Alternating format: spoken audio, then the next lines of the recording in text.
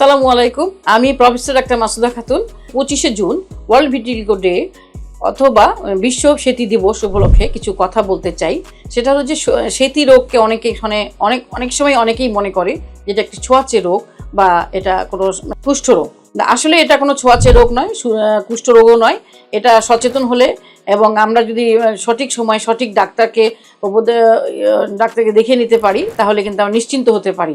সেই জন্য কারো ফ্যামিলিতে সেতী রোগ দেখা দিলে সংকোচ, লজ্জা, ভয় না করে নিকটস্থ কোনো বিশেষজ্ঞ ডাক্তারকে দেখিয়ে নিয়ে কনফার্ম হবেন এবং এটা নিয়ে ভয় করার কোনো কারণ নেই এবং এটা কখনো ছড়ায় না এবং বংশ পরম্পরায়ও যায় না। এটা নিয়ে কাউকে হীনমন্যতায় ভোগার কোনো প্রয়োজন নেই।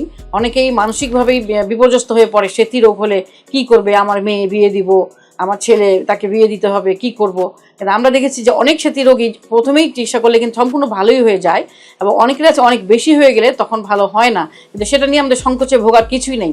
এটি এবারেই আমাদের উদ্দেশ্য 25শে জুনে আমরা সবাইকে জানাতে চাই যে এটা সংকোচ থেকে আমরা শক্তিতে রূপান্তরিত করি। আসুন আমরা সবাই সচেতন হই, সেতী হলে সংকোচ না করে, ভয় না করে, লজ্জা না করে বিশেষজ্ঞ ডাক্তারের পরামর্শ নেই এবং সেই হিসেবে নিজের জীবনকে উপভোগ করি।